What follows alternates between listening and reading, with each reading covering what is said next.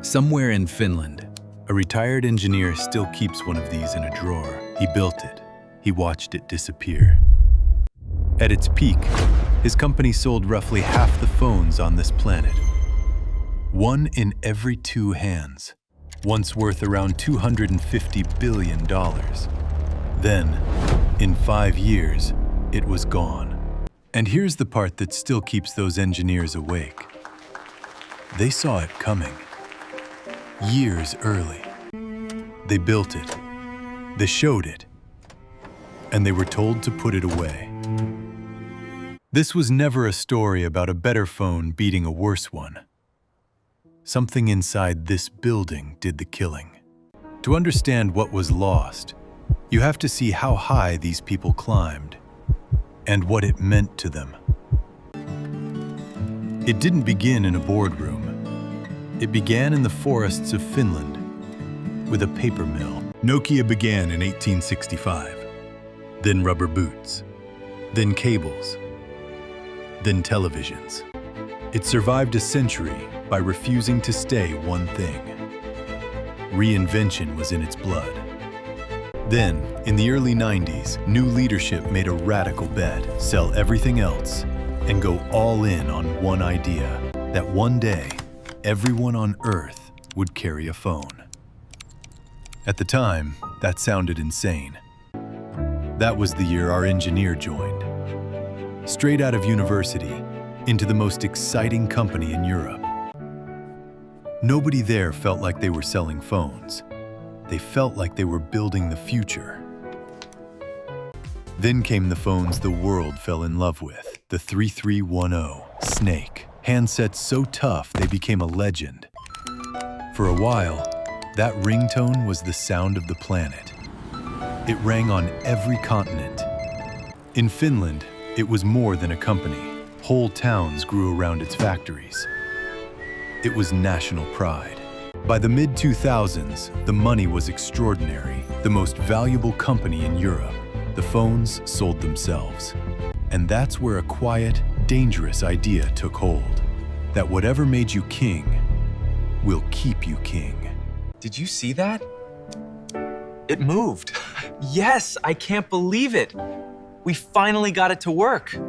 Down in the labs, his team built something remarkable. A phone you touched, no keys, years early. He carried it upstairs and explained what it could be. The room was polite, which was worse than angry. The numbers were perfect. Sales were soaring. Why gamble when everything already worked? So it went back in the drawer.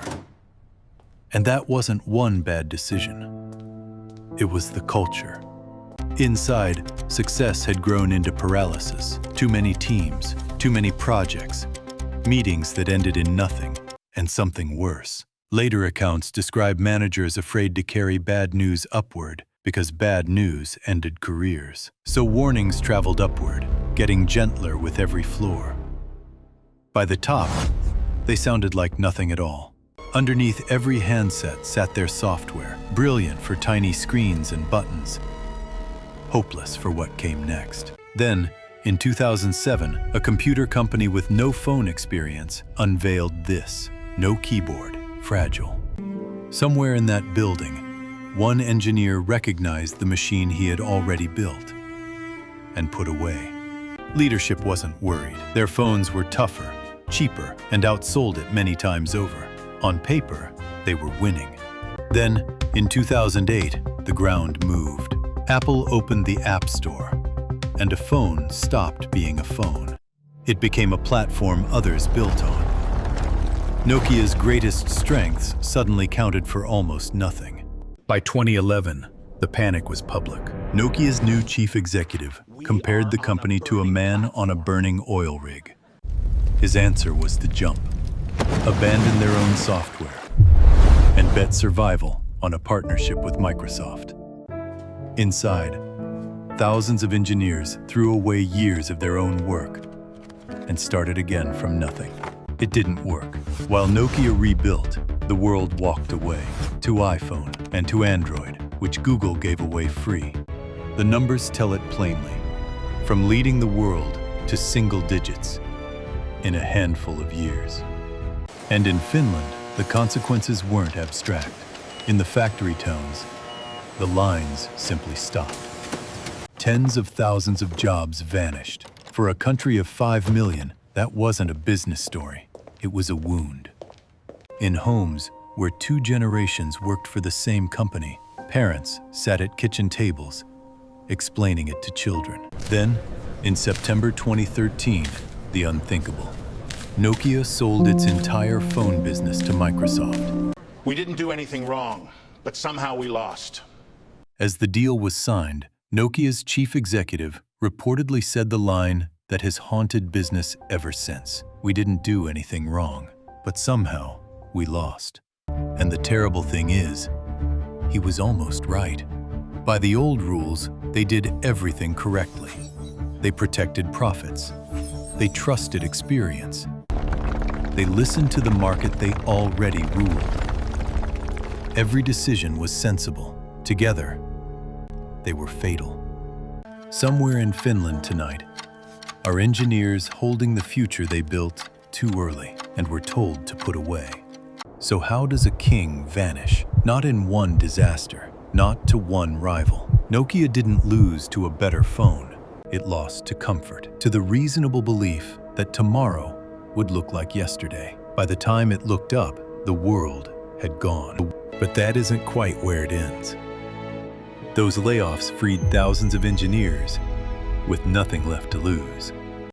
They started their own companies. A wave of Finnish firms grew out of the wreckage of the giant that raised them. And Nokia never actually died. It became something else, the invisible machinery behind the networks our phones depend on. The name still appears on phones today, made by other hands. A familiar badge on a story that already ended. As for our engineer, he keeps his prototype in a drawer. He isn't bitter.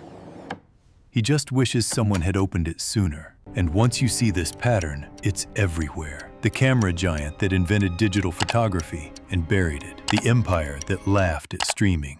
The companies that feel untouchable tonight are making the same sensible choices Nokia made. Comfort never feels like danger. Nokia didn't die because the world changed. It died refusing to believe the world had already changed. And it wasn't the first. Because decades earlier, another giant held the invention that would destroy it and locked it in a drawer. Here's how.